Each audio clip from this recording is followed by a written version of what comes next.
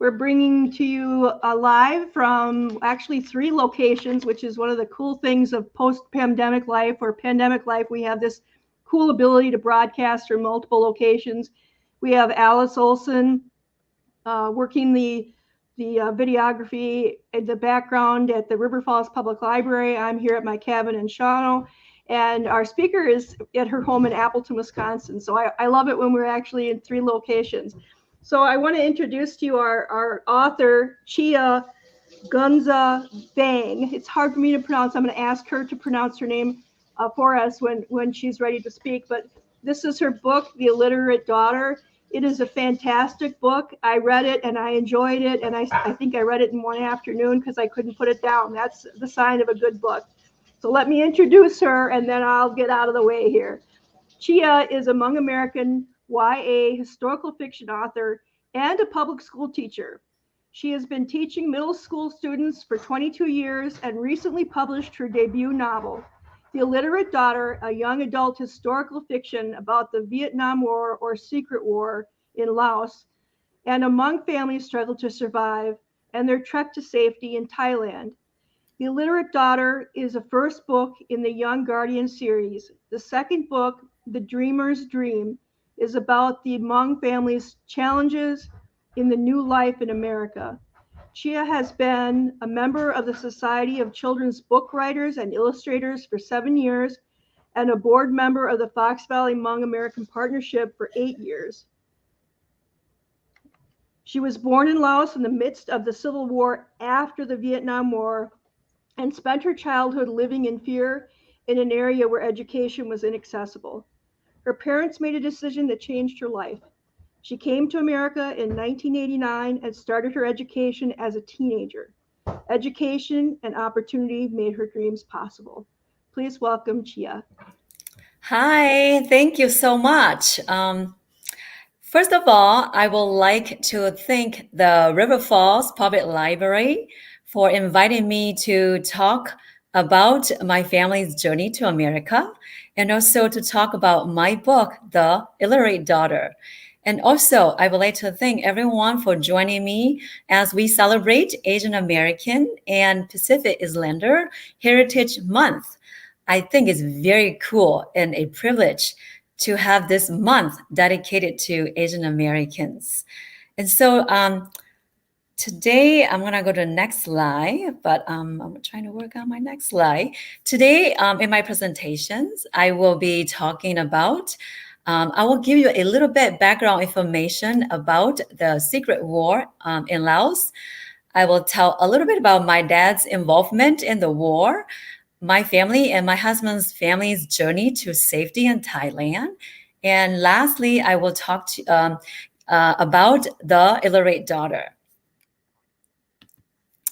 The Vietnam War has 2 different starting years. One is 1954 and one is 1955. But I guess, either one, it's okay. It doesn't really matter. As you all know, the U.S. got involved in the Vietnam War because Americans wanted to stop the spread of communism in Southeast Asia.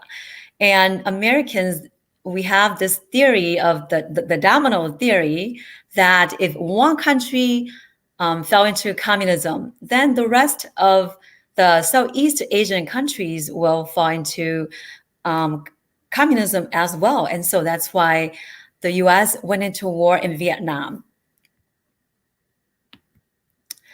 While the war was, the Vietnam War was going on in Vietnam and the American soldiers were there fighting, communism was already spreading to Laos, my country. And as you can see there, that the Secret War took place in Laos from 1961 to 1975. And I put right in there that on January 3rd, 1961, CIA James W. Lair met with Colonel Vang Pao for the CIA covert anti-communist operation in Laos. And like I said earlier before, the Vietnam War started in 1955 or 1954. And because American soldiers were there in Vietnam, there were many CIA and soldiers who also went into Laos.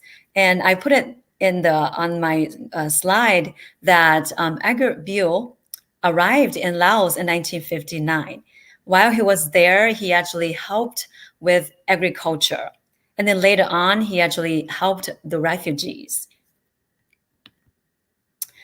And again, little background information. After Lair met with Vang Pao, and Vang Pao agreed to support the U.S. fighting against communism. Vang Pao then started to recruit soldiers and train them to fight with the U.S. forces against the North Vietnamese and the Communist Pathet Lao. This is my dad, Captain Va Tong Va. He was recruited and joined the Royal Lao Armed Forces as an auto defense, the Shaw soldier in Company 3, 1960. And even though the Secret War officially started in 1961, like I said earlier, the US CIA were in Laos already prior to that. So my dad already was involved in the war in 1960. Again, this is my dad. In 1962, while fighting, a grenade exploded and the shrapnel ripped my father's right shin, wounding him. He was hurt and he was sent to the hospital for a few months. After he was better, he was crippled and he had a hard time walking, and he was not able to run and fight. But because my dad wanted to protect his country and wanted to stop communism from spreading, he went back to the war. And so this time he went into Longcheng and served as a special guerrilla unit's soldier in Military Region 2's Office 4. And so again, my dad has a vision that, if he get involved and maybe we will have peace after, or maybe we might be able to win the war and live in peace. And I wanted to say that my dad destroyed all of his photos in uniform and anything that would give clues that he was a soldier. Because after the war was over and he did not want to come to America, he did not want to get caught and get killed. So he destroyed his photos and everything that will trace him back to being a soldier with the Americans. So that's why we don't have any pictures of him in his uniform. It's so sad. I wanted one, but unfortunately, we don't have any. And as you can see on the map right here, this is the map of Laos. And the purple dot, it's where my family lived prior to our escape to safety in Thailand. And here, this area is where majority of the Hmong people lived at the time. And my parents actually live around here. They moved often a lot. And after the war, they settled in this area. And that's what, like I said, was where we, before we came to America. This map shows that this is the area where majority of the Hmong people lived and resettled here in the dots. And also these are the refugee camps. So this is Bavinai refugee camps. It was the largest refugee camp in Thailand. My family actually lived here for like 5 years, and then we moved to this camp over here. It's called Chain Kam Refugee Camp. And we left this camp to America. I also want to show you this map because this map shows you where most of the bombings occurred during the war. And the title says 9 years of bombing every 8 minutes, 24 hours a day. That means a bomb is dropped every 8 minutes for 24 hours a day for 9 years. And about more than 2 million tons of bombs were dropped into this tiny Laos. And as you can see here, this is where my family lived before we left for Thailand. And this is the area where most of the bombings occur. And down here too, where the Ho Chi Minh Trail was. So I just want to show to you that, yes, a lot of people actually lived in fear because of the bombing, and many of our people actually went into hiding in caves so that they don't get hurt by the bombs. Again, my dad was a soldier, and as a soldier, he got paid about $2 a month.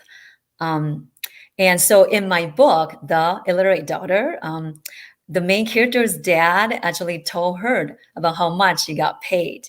And because, again, it's the book is inspired by true events. It's fiction because I wanted to create my character a strong character. And so the Vietnam War, actually, a secret war, ended in 1975. To be exact, on May 14th, 1975, General Vang Pao and his high-rank officers were airlifted to Thailand for safety. But his regular soldiers and the civilians fled on foot, and many did not make it to Thailand. My family, my dad did not want to leave his country because, again, he believed in protecting Laos, and he believed that there would be peace after the war was over. And so instead of bringing the family to safety in Thailand in the first place, he took the family to the jungle, to hide in the jungle. Life in the jungle was very difficult for the family with children. There were 5 children, and there were small children too. And it was very hard.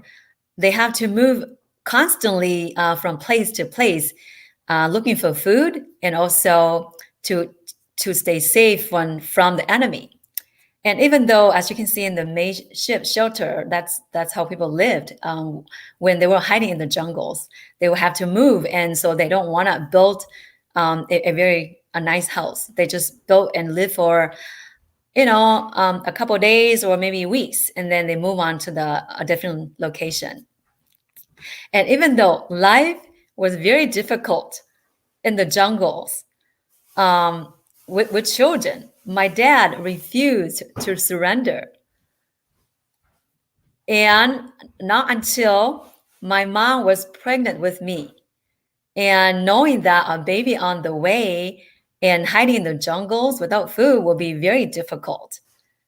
And so before I was born, my dad made it the decision that it will be better for the family to return to the village, because I think he loved me too, that he did not want me to get killed.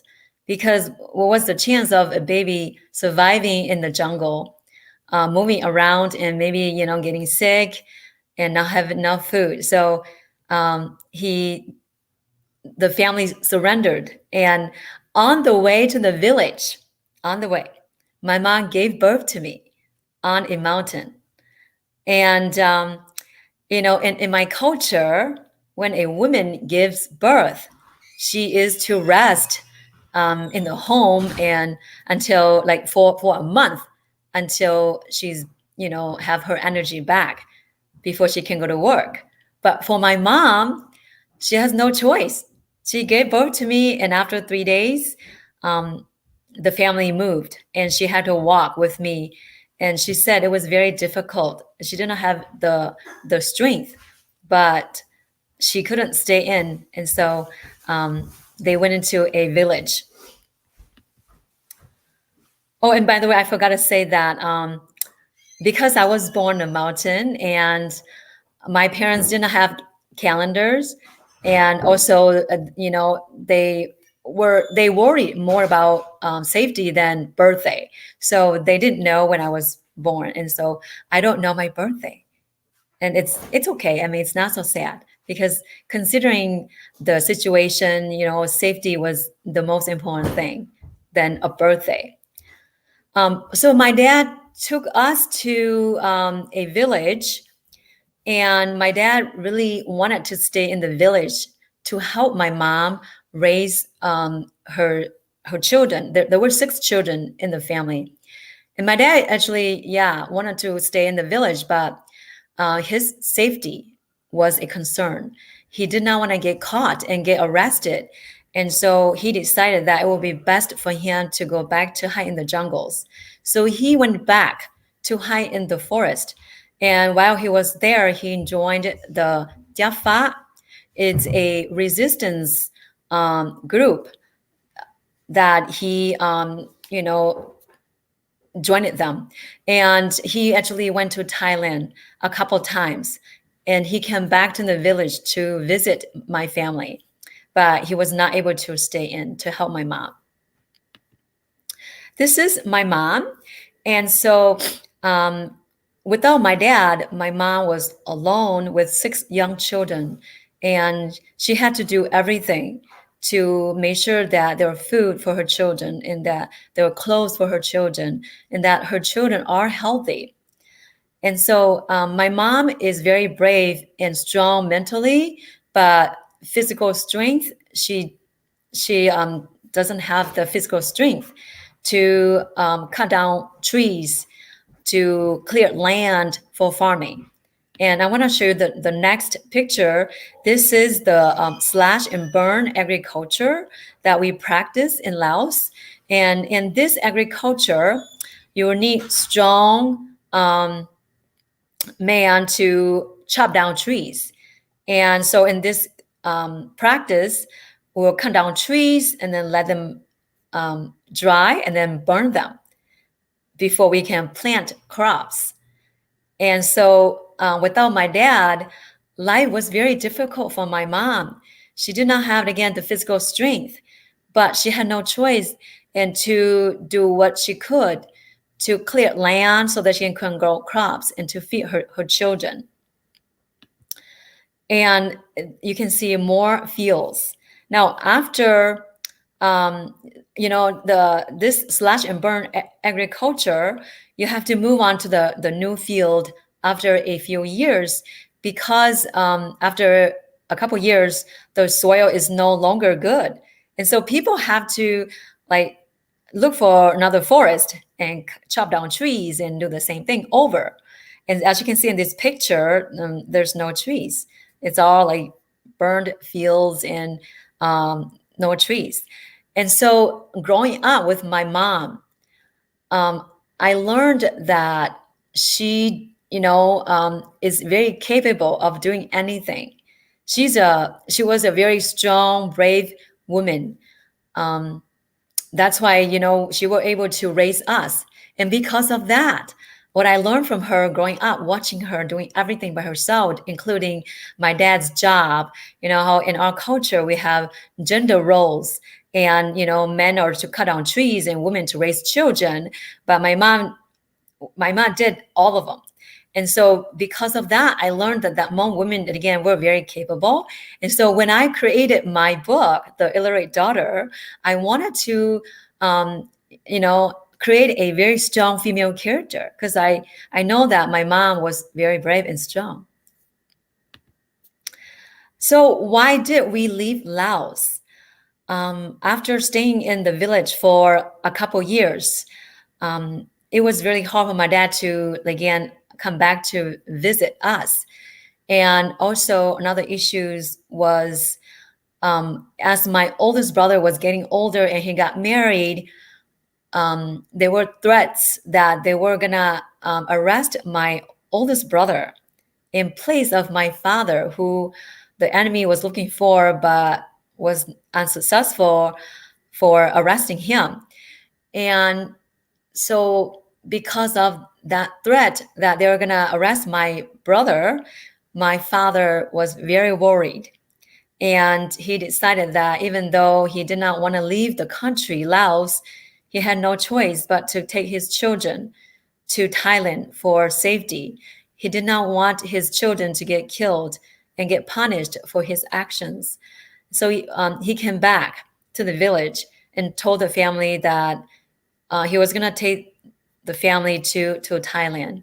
And he told my older siblings to get rice ready, to pack everything. And we left our village. We were the only family that left at the time. And the only child with our family was my little niece. My little niece was only about 2 years old during the journey. And even though my father had been to Thailand and he knew the geography and he, knew like which route was safe to bring our family, he still take precautions. We had no choice but to give my little niece opium drug to keep her quiet. And my niece was very lucky that she survived the journey, because many children who took the opium drug did not make it. Many died from the opium poisoning. I have heard about a lot of children. I mean, I don't want to say that here because it's sad, but I'm very thankful and glad that my little niece, even though we gave her opium, she was, lucky enough to survive. And well, my dad did not give her a lot, because opium, if you gave just the right amount, it just make a kid sleepy. But if you give a little too much, it can kill. And my dad knew what he was doing. And he only gave a little bit just to make her sleepy so that she doesn't cry and make noises. Okay. Yeah, it's very a scary time. And again, I grew up without knowing my dad, because he was gone most of the time. And, during the journey, I got to spend time with my dad for like 10 days. And I got to learn more about him, what kind of person he was. So it was really cool. During the journey, I remembered one night when we were crossing this rice paddy. And let me go back a little bit. During the journey, we sometimes we will hide during the day and walk during the night. And so on this particular night, we had to cross this rice field. And I was still little and young. And if you look at this narrow path, this is where people walked on it. And so during this night, it was very dark, and the rice were very tall. And I remembered they were like over my head, and I couldn't see very well with the darkness too. And I was following my dad, and my dad told me to walk and watch my steps so that I don't fall off into the paddy and get wet or, get hurt. And I remember begging my dad to carry me on his back. And he said no. And again, my dad limped when he walked, and he also carried a heavy backpack. And so he did not want to carry me. And I remember I was so scared to death. I only remembered, like the scary parts of the journey. And I also remember one morning, it was like around like very early, maybe around 7 or 6 a.m. And there were a lot of noises going on, and my dad told us to like lay down and hide and lay down on the floor, so that in case if we were caught, then at least we don't get shot. And so my dad told us to like hide and lay on the floor. And I remembered laying on the ground, heart pounding, thinking that I was gonna die, and it was so scary. But then after a while, my dad came back and he said, oh, there were monkeys jumping around the trees, and that we were okay. I remember I was so happy that I got a chance to live, and I think that's the only two things that I remembered the most. During the journey, it took us 10 days from where we lived to the Mekong River. We ate what we could find in the forest. As you can see in the pictures, we ate ferns, banana shoots, we ate wild palm shoots, whatever we could find in the forest. The palm shoots, they taste bitter. So it was very hard for children to eat.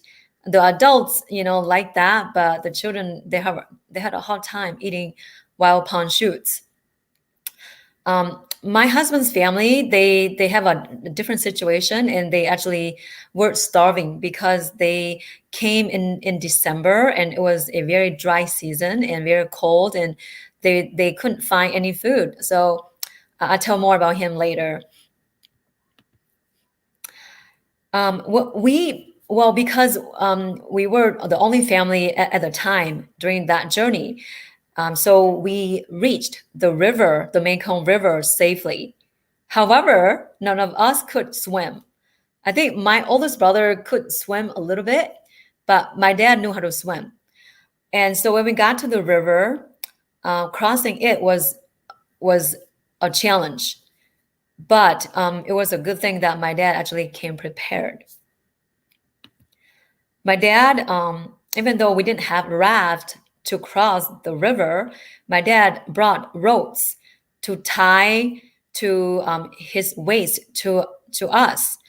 And we were able to, like when my dad swam, he was able to pull us along with him. And he also brought the plastic tubes. And so we each, I remember I did not have one. My little brother did not have one, but my mom had a plastic tube. And my older siblings, they each have a plastic tube too, along with the rope tied to their waist. And so while my dad was swimming, he pulled the children along with him. And my brother told me that my dad actually tied like ropes to like from his waist to my older brother and then to my oldest brother. And then my oldest brother will have his rope tied to my sister. And then from my sister, we will tie a rope from my sister-in-law's waist to my other sister. And so we were like connected together so that while we were in the river, so that we don't, get washed away, and so that we were together. Oh, and one thing I forgot to say was that my sister-in-law, my brother's wife, she was 7 months pregnant at the time. And so it was really hard for her to walk too, but at least she did not give birth to her baby in the forest. My family actually got safely. We reached the Thai shore safely. I wanted to take this opportunity to tell you a little bit about my husband's family because the Illiterate Daughter, it has, my two families events combined together. And just so you know, because my story, that doesn't mean that you already know the book, because I'll tell you more about that later. My husband's family, instead of coming like with a couple of families, the group fled with a large group of people. Like I would say about 1/3 of the villages left on that journey. And because there were so many people in the group, it was really difficult to hide their tracks. And even though they have guides to escort them, the enemy caught them, found them, and started shooting at them. The group scattered, but fortunately, my husband's family found each other later, and they found other families with them, and they decided to instead of going back to Laos, they decided to move forward to come to Thailand. And so this is a picture of my sister-in-law, my husband's brother's wife. And so she was 9 months pregnant at the time. She has a 6-year-old boy too with her, and of course her daughter too, who was younger, but she was with my brother-in-law. And while the family was, walking toward the Thai shore, they were caught again this time. And during this shooting, the family was separated. And my husband's father, his aunt, and his sister, they were caught and taken as prisoners, while my husband, my mother-in-law, and my sister-in-law here, they were together. And so they, while they were in the forest, they were near the Mekong River. They were very close to the Mekong River. While they were together, they found a family, which is a woman and her 2 daughters. So they stayed together, and they were starving because, again, like I said, it was December and it was very cold in a dry season, and they just were not able to find any food, and my husband was starving. And not only that, but my sister-in-law, she gave birth to a baby while they were stuck on the Laotian side by the river. And they were stuck for like 3 days. And my sister-in-law gave birth to this baby boy. He was a beautiful baby boy. But he was crying a lot. And my mother-in-law, with just the woman there, she did not want to, get caught and get killed. So she gave the little baby a small opium to quiet him. But he was so tiny, and this little baby died. Yes. So it's really hard. And right now, my sister-in-law, she lives in Arkansas, and she came to my house just 1 month ago. And I got the opportunity to talk to her more about her situation. Yeah, but again, the Illiterate Daughter is inspired by true events, and that's my sister-in-law who gave birth to the baby. So my mother-in-law, while they were stuck in the forest, my mother-in-law had no choice but to look for food for them, and she had to go stand by the river and watch for a canoe to come their way, hoping that she will find one. And because she was a brave and strong, clever woman, and she was strong, and she led this group and helped them, that gave me the idea again of that, knowing that all Hmong women were brave and strong and clever, even though they don't have education. I decided again to make my character in my book a strong character, a strong young Hmong girl, because of all the ideas, what I learned from my mother and my mother-in-law, who were very brave. And again, this is my husband, Pao. He was about 8 or 9 or 10. He doesn't know his birthday either, but earlier I showed you the map with the areas where most of the bombings happened. And my husband, his family fled a lot during that time, trying to stay safe. And they actually went to caves and other area to stay safe. And so my husband, he was old enough to remember all that tragedies.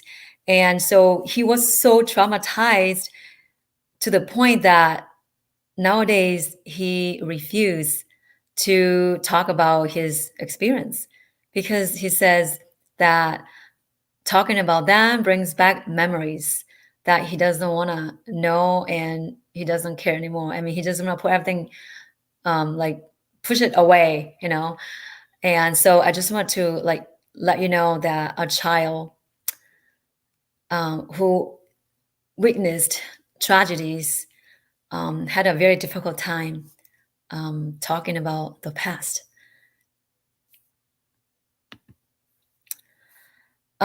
So what happened was, while my father-in-law, my husband's father, his aunt, and his sister were taken prisoners, my sister-in-law, which is my husband's sister, got very ill from starvation too, and she died. She did not make it.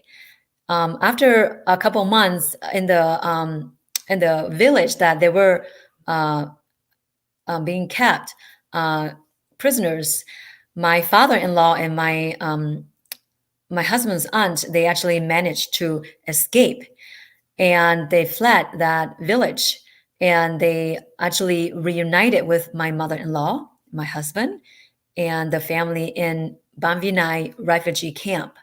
So this is like a year after that happened. My family arrived in Ban Vinai refugee camp in 1983, and this is the school that I went to for a couple months. This is the soccer field down here, and my house was right over here. So I went to school here for like I said, a couple months, because as a Hmong girl, my duty was to help my mom make story cloth, embroider, so that we can sell and make some money to buy food and clothing for us. This is a picture of me taken shortly after we arrived in Thailand. I was about 9 years old, and as you can see, I have very big eyes. Some of my readers asked me if I was new, the main character in the book, and I just want to tell them that I was not, or I am not as clever and smart as Nu, but Nu and we have the same big round eyes. Yeah, my eyes were very big when I was young, and I used to hate my big eyes until I came to America, and I know that Americans have big eyes and they were beautiful. So I started to like my big eyes. At against in the camps, there were no jobs, and my mom made it story cloth, and so she wanted me to make story cloth with her. My brothers, they didn't do story cloth because they were boys and they went to school, but because I'm a girl and I was supposed to help my mom, so I made a story cloth with her. I did went to school for like I said, a couple months, and this picture was taken like a year after we arrived in the camp, and this is my very first school uniform. It was the best clothes that I got, and I was so excited, and I wanted to take a picture. And so it was a good thing that I took that picture. Otherwise, I will have no pictures to look at. And when we first arrived in the camp, I actually wanted to go to school, and I went to school the first couple weeks. But on my very first day of school, I did not know how to write. I did not know how to hold a pencil. And instead of helping me print letters that I need to copy from the board, my teacher pinched me on the side instead of helping me. And that hurt a lot.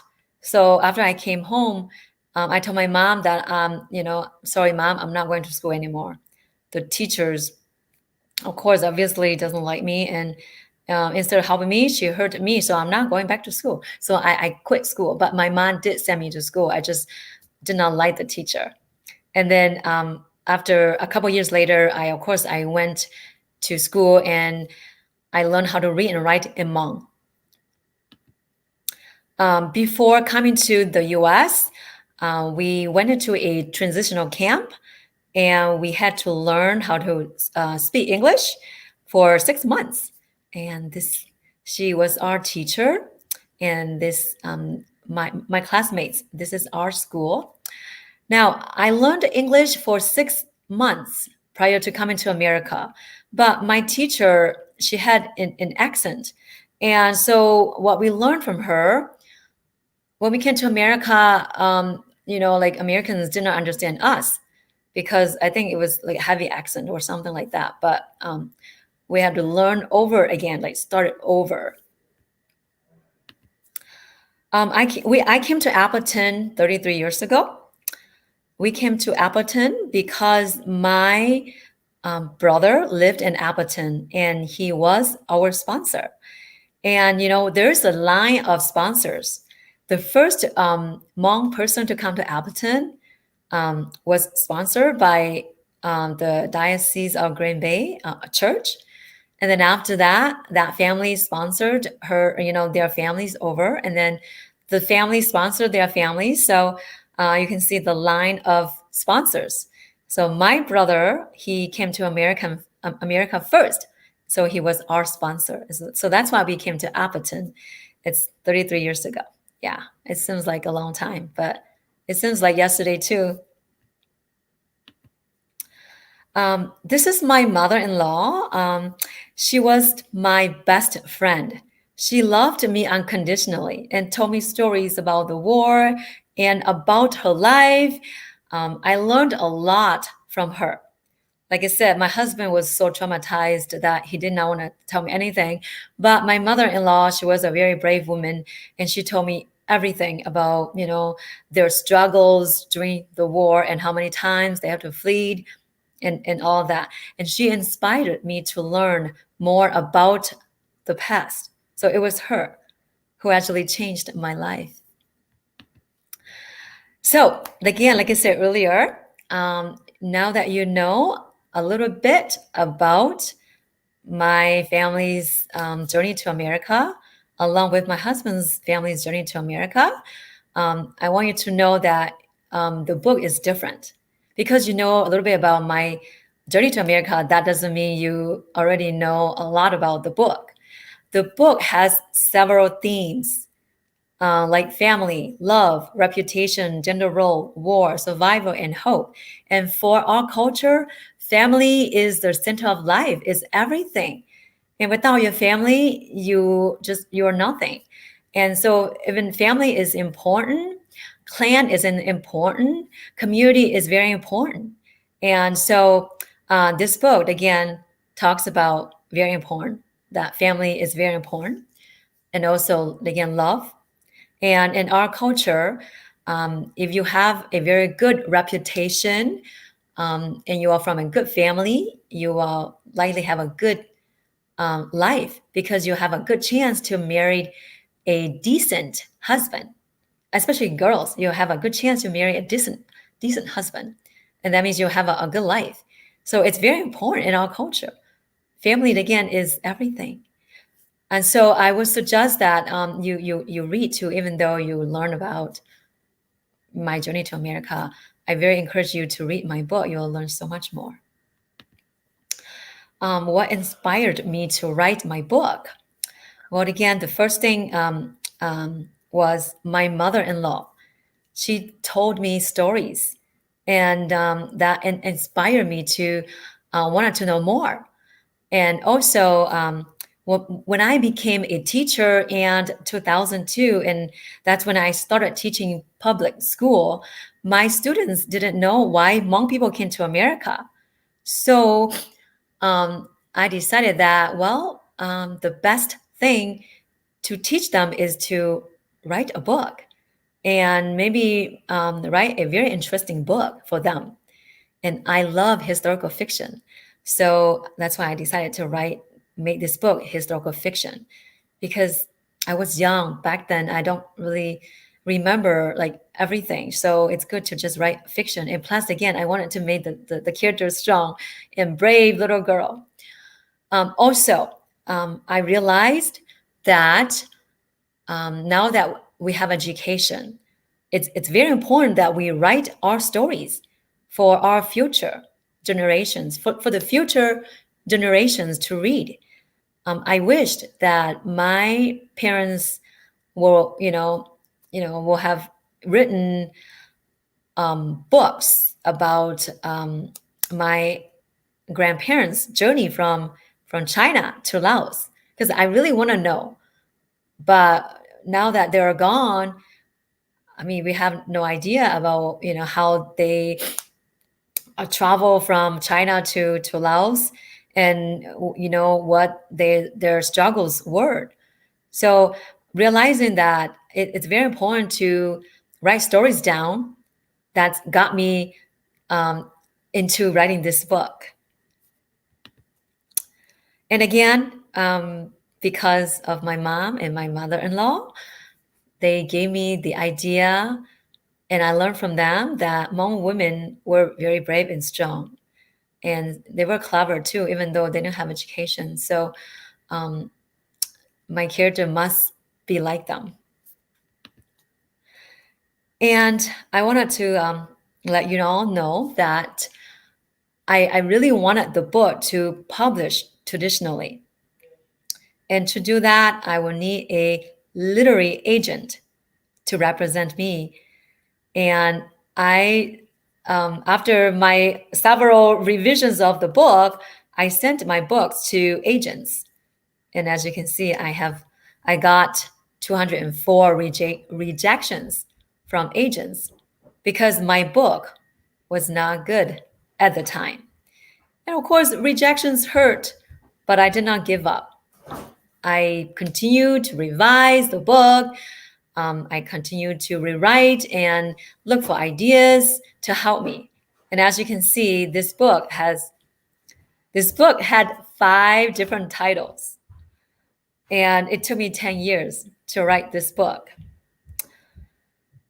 Yes, it's a long time, but because I really wanted to be a good book, and I really wanted to teach my students and the youth about why we came to America. And I wanted to be good, but I was not a good writer. And my struggles were language barrier. Yeah, I was not a good writer. I have language barrier issues. And I got married early, and I had children. I have in-laws. And so it was difficult. That's why it took me a long time, but I think it's really worth it. I also a member of the Society of Children's Book Writers and Illustrators, and they had a mentorship program, and I joined that program. I submit my book to my mentor, and she liked my book, and so she helped me with my book. She did line editing. She gave me suggestions. She gave books for me to read so that I can become a better writer, and how she actually helped me a lot. Without her, I don't think that I will be where I am today. I know I have some questions, which is answer your questions in a couple of minutes. I think I'm almost done. All right, I'm going to go fast. So my heartfelt gratitude to my teachers who actually helped me to learn English and who were patient with me and helped me to learn English, and my mentor who actually helped me polish my book.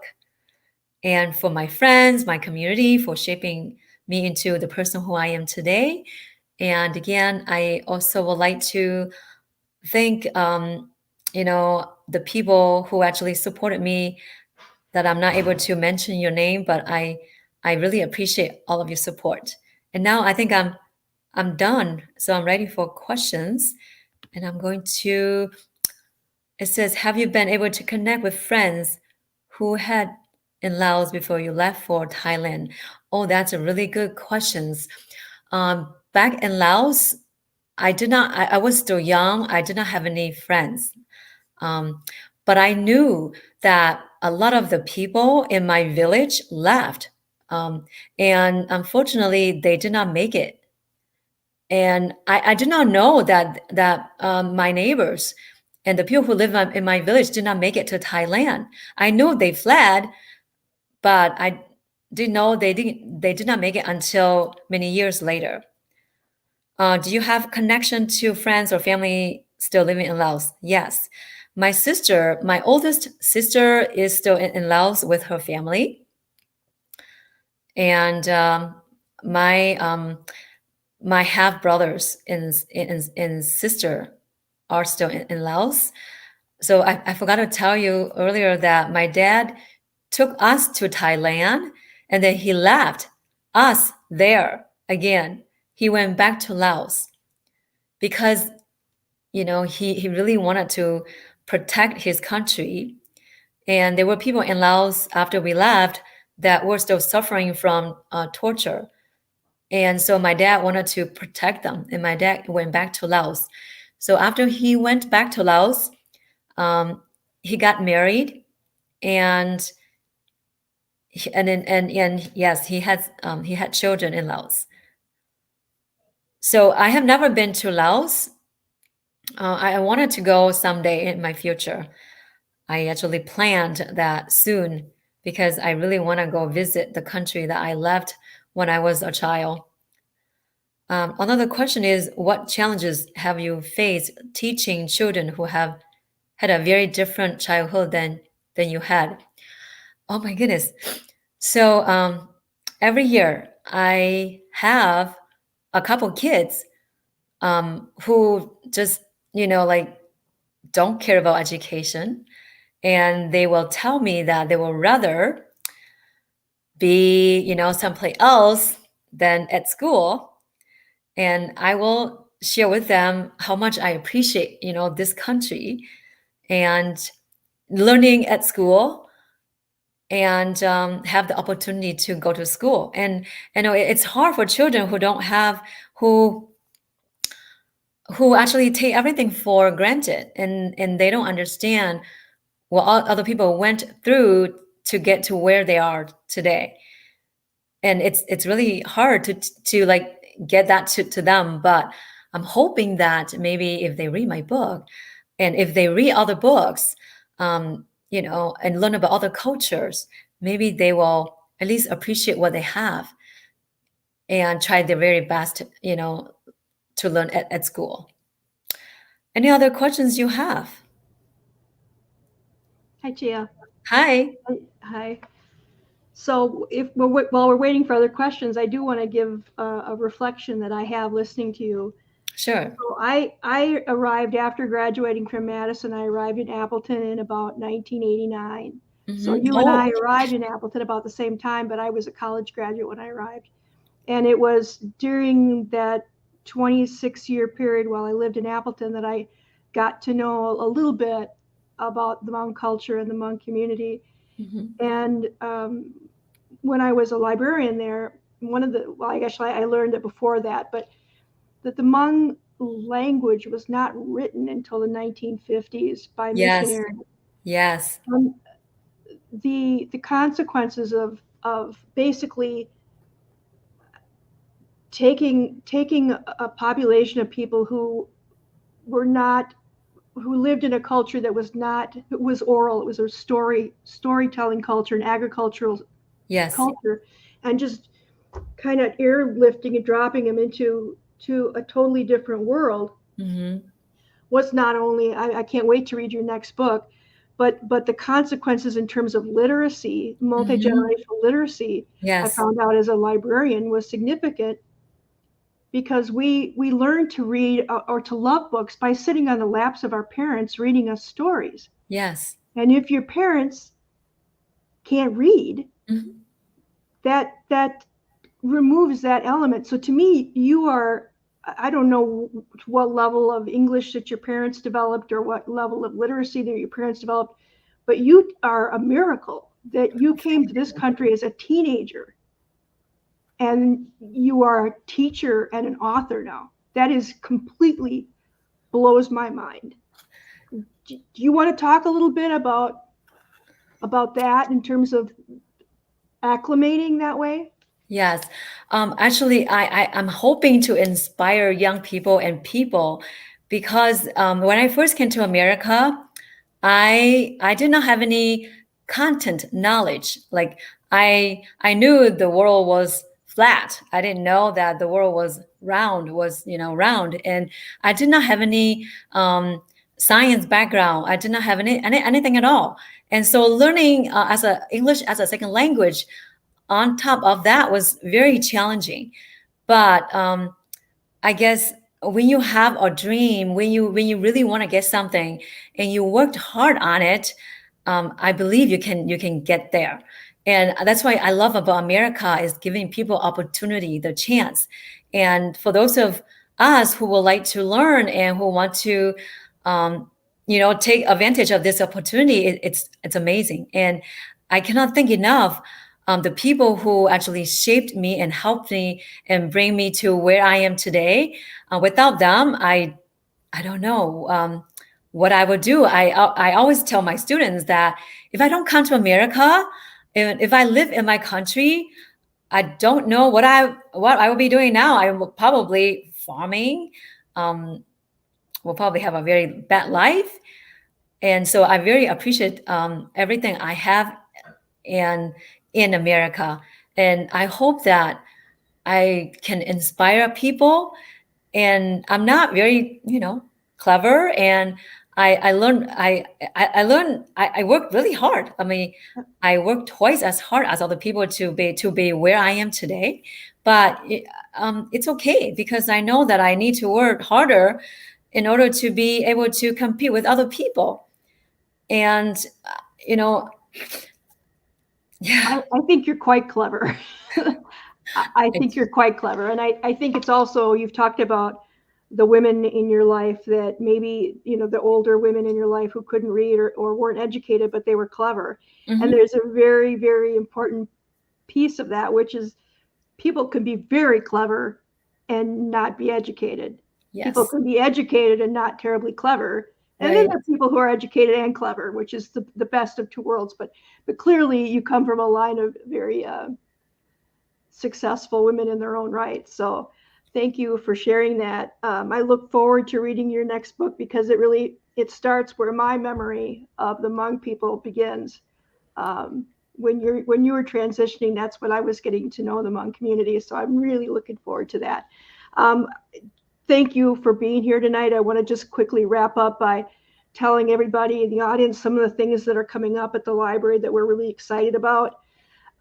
First, I want to just make a note that there is a program about how to plant a small vegetable garden at the library on Wednesday, May 31st. I'm reading the text here. It says you will get dirty. So if you come, please be prepared to be in your grubbies. Then that's on Wednesday, May 31st. On Thursday, June 1st, we have a very interesting speaker by the name of Jamie Nabozny, who's won a landmark lawsuit against some teachers in Ashland many years ago because he was not protected against being bullied for his sexual orientation, and it's a huge case and very interesting story. I hope you join us for that. Um, we also have the history of the River Falls Public Library being presented by Mary Baumgartner, who is using documentation from a women's group that's been around for over 150 years. It's called the Tuesday Club. She'll be presenting on June 8th at 6:30. And the big news, of course, is that we're celebrating our 100-year anniversary of the existence of the River Falls Public Library as a municipal library. And we're celebrating that on Monday, June 12th. There's going to be a kickoff for the summer reading program from 4 to 6, and then from 6 to 7:30-ish. We have music for all ages and apple pie and ice cream, and I sure hope that you'll come to the library on Monday, June 12th in the afternoon to join us for that big party. Again, I want to thank Chia. It's been such a pleasure to meet you. I look forward to reading your new book, and thank you to everybody in the audience who has watched us this evening. Thank you very much. Have a great night. Bye-bye.